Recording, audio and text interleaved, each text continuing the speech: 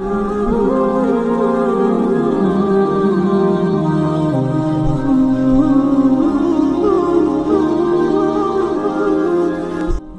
Number 7 ہے، آیت number 21 مکمل ہوئی تھی، 22 نمبر آیت سے ہمارا سبق شروع ہو رہا ہے۔ صفحہ نمبر 7 22 نمبر آیت سے سبق شروع ہو رہا ہے۔ اعوذ باللہ من الشیطان الرجیم، بسم اللہ الرحمن الرحیم۔ قالوا اجئتنا لتأفكنا عن آلهتنا فأتنا بما تعدنا إن كنت من الصادقين قال إنما العلم عند الله وأبلغكم ما أرسلت به ولكني أراكم قوما تجهلون فلما رأوه عارضا مستقبل أوديتهم قالوا هذا عارض ممطرنا بل هو ما استعجلتم به ريح فيها عذاب أليم تدمر كل شيء بأمر ربها فأصبحوا لا يرى إلا مساكنهم كذلك نجزي القوم المجرمين۔ کل جو سبق ہم نے پڑھا تھا اس سبق میں اللہ تبارک و تعالی نے حضرت ہود علیہ السلام کا تذکرہ فرمایا کہ ہم نے ان کو قوم عاد کے پاس نبی بنا کر بھیجا۔ حضرت ہود علیہ السلام نے قوم عاد کو اللہ کی وحدانیت کے بارے میں بتلایا، دین حق کی دعوت دی، کفر اور شرک سے منع کیا اور کفر اور شرک کے برے انجام کا ان کے سامنے تذکرہ فرمایا اور ان کو ڈرایا کہ میرے دل کے اندر یہ بات ہے، بے شک میں خوف کھاتا ہوں بہت بڑے دن کے عذاب سے، کہ اگر آپ اس کام سے باز نہ آئے، کفر سے شرک سے باز نہ آئے تو تم اللہ تبارک و تعالیٰ کی گرفت میں آ جاؤ گے۔ جب اللہ کے نبی علیہ السلام نے ان کو دین حق کی دعوت دی، ان کو بات سمجھائی، تو انہوں نے آگے سے کیا جواب دیا وہ آج کے سبق میں ہم پڑھ رہے ہیں۔ انہوں نے جواب دیا، کیا جواب دیا؟ قالو، انہوں نے کہا اجئتنا، کیا تو آیا ہے ہمارے پاس، لتأفکنا، تاکہ تو پھیر دے ہم کو، عن آلہتنا، ہمارے معبودوں سے۔ حضرت ہود علیہ السلام نے ان کو جب اللہ کی وحدانیت کے بارے میں بتلایا، اللہ کے عذاب سے ڈرایا، تو انہوں نے کیا بات کی کہ اے ہود، کیا تو ہمارے پاس اس لیے آیا ہے کہ تو ہمیں ہمارے معبودوں سے پھیر دے؟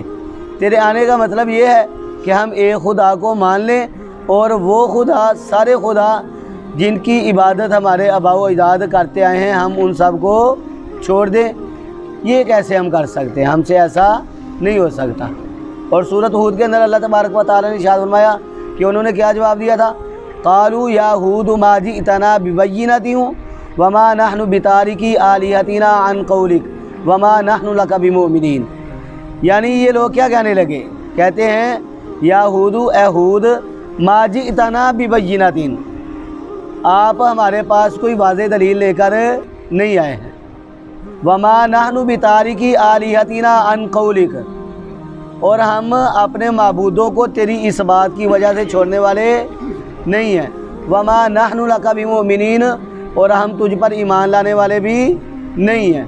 اور ساتھ ہی ساتھ یہ کیا کہتے ہیں؟ اللہ فرماتے ہیں ان نقول الا تراک بعض آلہتنا بسوء، کہتے اے ہود، ہمیں لگتا ہے کہ آپ ہمارے معبودوں کو برا بھلا کہتے ہیں، ان کی توہین کرتے ہیں، اس لیے انہوں نے آپ کو تکلیف میں ڈال دیا ہے، اس لیے آپ بہکی بہکی باتیں کر رہے ہیں۔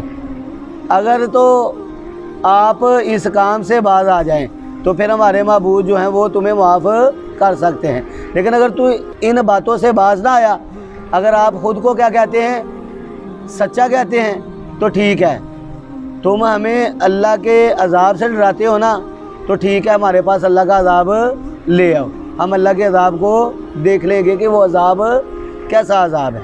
یعنی انہوں نے حضرت ہود علیہ السلام سے عذاب کو طلب کیا کہ جس عذاب کی آپ ہمیں دھمکیاں دیتے ہیں، آپ نے رب سے کہیے کہ وہ عذاب ہم پر جلدی بھیج دے۔ اللہ تبارک و تعالیٰ نے ارشاد فرمایا فَأْتِنَا، وہ کیا کہتے ہیں؟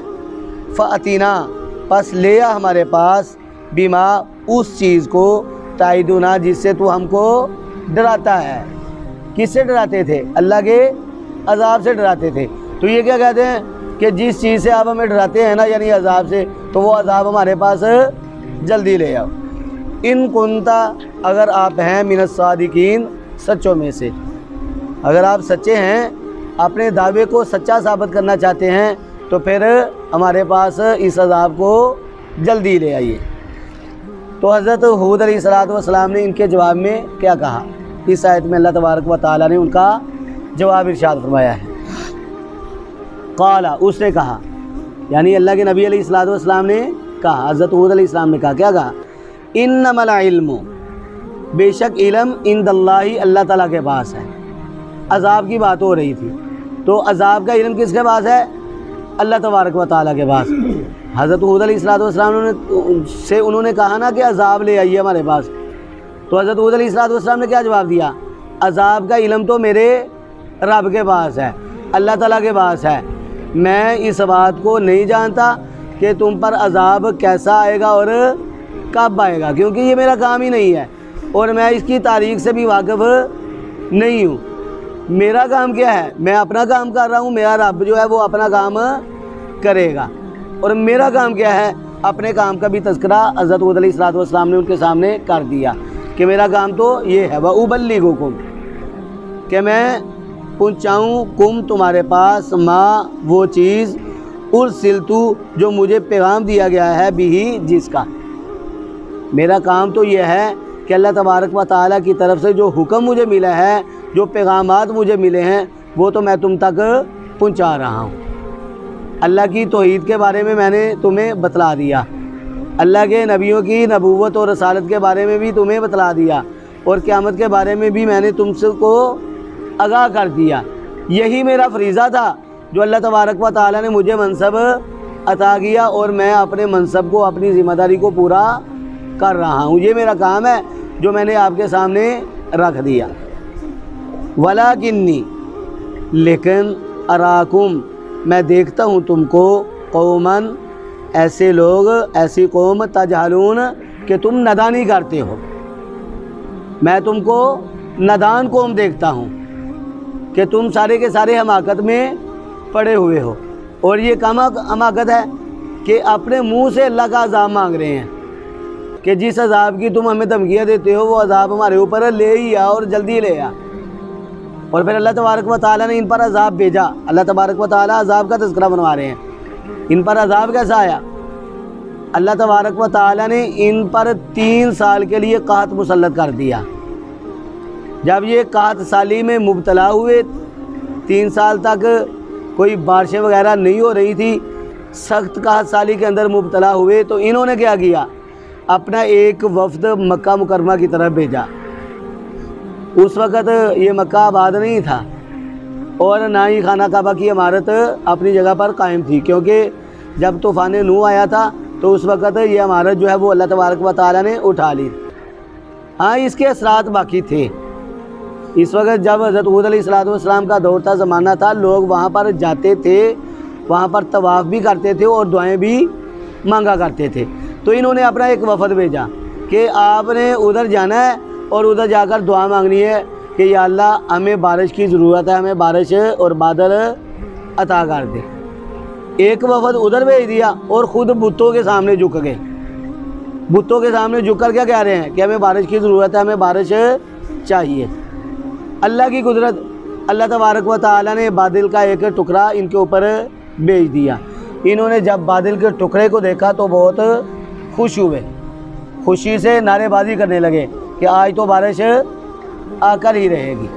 تو اللہ تبارک و تعالیٰ نے ان کے اس حال کا تذکرہ فرمایا کہ جب انہوں نے بادل کو دیکھا تو وہ کیا کر رہے تھے اور کیا کہہ رہے تھے۔ اللہ نے ارشاد فرمایا فلما رأوہ، فلما پس جب رأوہ انہوں نے دیکھا اس عذاب کو، عارضاً بادل کی شکل میں، مستقبل اودیتہم جو ان کی وادیوں کے سامنے سے آ رہا تھا، یعنی انہوں نے بادل کو آتے ہوئے دیکھا تو کیا کہا؟ قالوا وہ کہنے لگے، انہوں نے کہا ھذا عارض یہ بادل ہے، ممطرنا جو ہم پر بارش برسائے گا، یعنی بادل کو دیکھ کر ان کو بڑی خوشی ہوئی اور نعرے بازی کر رہے ہیں کہ آج یہ بادل ہمارے اوپر کیا کرے گا؟ بارش برسائے گا۔ اب یہ بادل کی طرف دیکھ رہے ہیں اور خوشیاں منا رہے ہیں کہ آج بارش آ کر رہے گی، تو اللہ تبارک و تعالیٰ نے کیا ارشاد فرمایا؟ بل ہوا مستعجلتم۔ ترمذی شریف کی روایت کے اندر آتا ہے کہ جب انہوں نے بادل کو اپنی آنکھوں سے دیکھا، خوشیاں منا رہے ہیں، تو بادل کے اندر سے انہوں نے ایک آواز بھی سنی۔ آقا علیہ الصلوۃ والسلام نے وہ الفاظ ذکر کیے ہیں کہ بادلوں نے ایک جملہ کہا تھا، وہ جملہ کیا ہے؟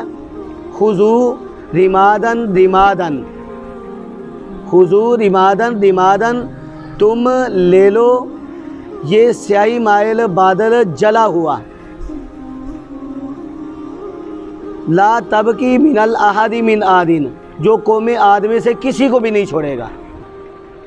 بادلوں سے یہ آواز آتی ہے۔ ترمذی شریف کی روایت کے اندر ان الفاظ کا ذکر ہے جو آقا علیہ الصلوۃ والسلام نے ارشاد فرمائے۔ تو اب انہوں نے اپنے کانوں سے اس آواز کو سنا ہے، چاہیے تو یہ تھا کہ اس آواز کو سنتے تو اس سے عبرت پکڑتے کہ ہم پر عذاب آنے والا ہے، لیکن انہوں نے اس آواز کو سنا لیکن پھر بھی کفر و شرک پر ڈٹے رہے۔ تو اللہ تبارک و تعالیٰ فرماتے ہیں کہ یہ تو نعرے بازی کر رہے تھے، خوشیاں منا رہے تھے کہ ہمارے اوپر بارش آ رہی ہے، یہ بادل ہمارے اوپر برسے گا، لیکن اللہ نے ارشاد فرمایا بل ہوا مستعجلتم بھی، یہ بادل نہیں ہے، یہ بارش نہیں ہے، بلکہ کیا ہے؟ بلکہ ہوا مستعجلتم، یہ وہ چیز ہے استعجلتم کہ تم جلدی طلب کرتے تھے بھی جس کو، یہ تو وہ عذاب ہے جس کو تم جلدی مانگ رہے تھے، جس کو تم جلدی طلب کر رہے تھے، بھی جس کو، ریحن یہ ہوا ہے، کیسی ہوا ہے؟ بڑی تیز قسم کی ہوا ہے۔ قرآن پاک میں 29ویں پارے کے اندر کیا آتا ہے کہ جب یہ ہوا چلی تو کیا ہوا تھا؟ کأنہم اعجاز نخل خاویہ، یہ بڑے صحت مند لوگ تھے، 5 6 من ان کا وزن تھا، لیکن جب یہ ہوا چلی تو ہوا نے ان کو اٹھایا اور میلوں دور، 2 3 میل دور ان کو پٹک دیا۔ اللہ فرماتے ہیں کہ یہ ایسے ہو گئے جیسے کھجور کے کھوکھلے تنے زمین پر پڑے ہوئے ہوتے ہیں۔ اور یہ ہوا کا عذاب کیسا تھا؟ کتنے دن رہا؟ قرآن پاک میں آتا ہے اللہ تبارک و تعالیٰ نے ارشاد فرمایا سخرھا علیہم 7 لیال و 8 ایام، 7 راتیں اور 8 دن یہ ہوا ان پر چلتی رہی۔ اور اللہ تعالیٰ فرماتے ہیں فَهَلْ تَرَىٰ لَهُم مِّن بَاقِیَةٍ، بس کیا دیکھتے ہیں اب ان میں سے کسی کو باقی بچا ہوا؟ ان میں سے کوئی بھی باقی نہیں بچا تھا۔ جو اللہ کے نبی حضرت ہود علیہ الصلوۃ والسلام کے مخالفین تھے وہ سارے کے سارے اس عذاب کی لپیٹ میں آ گئے۔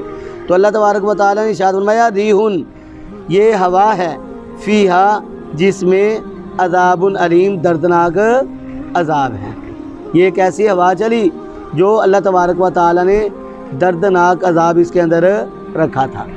اللہ نے فرمایا تدمرو یہ ملیا میٹ کر دے گی، تباہ و برباد کر دے گی، کل شیء ہر چیز کو، بامر ربیہا اپنے رب کے حکم سے، اپنے رب کے حکم سے یہ ہر چیز کو تباہ کر دے گی، اور ہر چیز کو تباہ کر دیا اس نے۔ اللہ تبارک و تعالیٰ کیا فرماتے ہیں فاصبحوا پس انہوں نے صبح کی، لا یرا کہ نہیں دکھائی دیتے تھے، الا مساکنہم مگر ان کی رہائش گاہیں جہاں وہ رہتے تھے۔ مساکن کسے کہتے ہیں؟ رہنے کی جگہ کو۔ ان کے جو مکان تھے، ان کی رہائش گاہیں تھیں، ان کے سوا کچھ بھی باقی نہیں بچا، کچھ بھی نظر نہیں آ رہا تھا، سوائے رہائش گاہوں کے کوئی چیز ان کو نظر نہیں آ رہی تھی، کسی کو دکھائی نہیں دے رہی تھی۔ اللہ تبارک و تعالی فرماتے ہیں فَأَصْبَحُوا لَا يُرَىٰ إِلَّا مَسَاكِنُهُمْ، پس انہوں نے صبح کی لا یرا کہ نہیں دکھائی دیتے تھے الا مساکنہم مگر ان کی رہائش گاہیں، ان کے مساکن۔ اب حدیث میں آتا ہے کہ حضور نبی اکرم صلی اللہ علیہ وآلہ وسلم جب آسمان کی طرف بادلوں کو اٹھتا ہوا دیکھتے تو آقا علیہ الصلوۃ والسلام پریشان ہو جایا کرتے تھے۔ سیدہ عائشہ صدیقہ رضی اللہ تعالیٰ عنہ نے عرض کی اللہ کے محبوب جب بھی آسمان پر بارش امڑتے نظر آتے ہیں تو آپ پریشان ہو جاتے ہیں، اس کی کیا وجہ ہے؟ تو حضور نبی اکرم صلی اللہ علیہ وآلہ وسلم نے ارشاد فرمایا اس وقت مجھے اس بات کا ڈر ہوتا ہے کہ کہیں یہ بادل ویسے نہ ہوں جیسے قوم عاد پر آئے تھے کہ انہوں نے سب کچھ تباہ کر دیا تھا۔ اور اس وقت حضور نبی اکرم صلی اللہ علیہ وآلہ وسلم ایک دعا مانگتے تھے۔ کیا دعا مانگتے تھے؟ اللہم انی اسأل خیرہا وفیما خیرہا وما ارسلت بھی، کہ اے پروردگار یہ جو ہوا آ رہی ہے یا یہ جو بادل آ رہے ہیں آپ ہمارے لیے اس میں بہتری پیدا فرمائیں۔ میں ان بادلوں سے اور ان ہواؤں سے اور یہ ہوا جو چیز لے کر آئے اس سے میں آپ سے بہتری کا سوال کرتا ہوں۔ وَأَعُوذُ بِكَ مِن شَرِّهَا وَفِيمَا شَرِّهَا، اور میں پناہ میں آتا ہوں اس چیز سے جو ہوا لے کر آئے، ہوا کے شر سے، اور جو چیز ہوا لے کر آتی ہے اس کے شر سے بھی میں آپ کی پناہ میں آتا ہوں۔ تو حضور نبی اکرم صلی اللہ علیہ وآلہ وسلم جب آسمان پر بادل آتے تو آقا علیہ الصلوۃ والسلام اللہ تبارک و تعالیٰ سے یہ دعا مانگا کرتے تھے۔ تو اللہ تبارک و تعالیٰ نے ان لوگوں پر عذاب بھیجا اور اللہ تبارک و تعالیٰ نے ان سب کو تباہ و برباد کر دیا، سوائے ان کے مکانوں کے کچھ بھی نظر نہیں آ رہا تھا۔ تو اللہ تبارک و تعالیٰ نے ارشاد فرمایا کذالک، اسی طرح، کس طرح؟ جس طرح یہ مجرم تھے اور ان مجرموں کو ہم نے پکڑا، انہوں نے اللہ کا انکار کیا، اللہ کے نبی کا مذاق اڑایا اور کفر و شرک پر یہ ڈٹے رہے، اس لیے اللہ تبارک و تعالیٰ نے ان پر یہ عذاب ہوا کا بھیجا۔ اللہ تعالیٰ فرماتے ہیں کذالک، اسی طرح، یعنی جس طرح یہ مجرم لوگ تھے ان کو ہم نے عذاب میں پکڑا، اسی طرح اب بھی جو لوگ مجرم ثابت ہوں گے، جو گناہ گار ہوں گے، ان پر بھی اللہ کا عذاب اسی طرح آ سکتا ہے۔ اللہ نے فرمایا کذالک، اسی طرح نجزی، ہم بدلہ دیں گے القوم، ایسی قوم کو، المجرمین، جو جرم کرنے والی ہے۔ مجرم لوگوں پر جس طرح ان مجرموں پر عذاب آیا تھا اسی طرح ان مجرموں پر بھی عذاب آ سکتا ہے جو آج کل جرم کرتے ہیں، دنیا میں بھی آ سکتا ہے اور آخرت میں تو آ کر ہی رہے گا۔ تو اللہ تبارک و تعالیٰ سے دعا ہے اللہ رب العزت ہمیں گناہوں سے محفوظ فرمائیں۔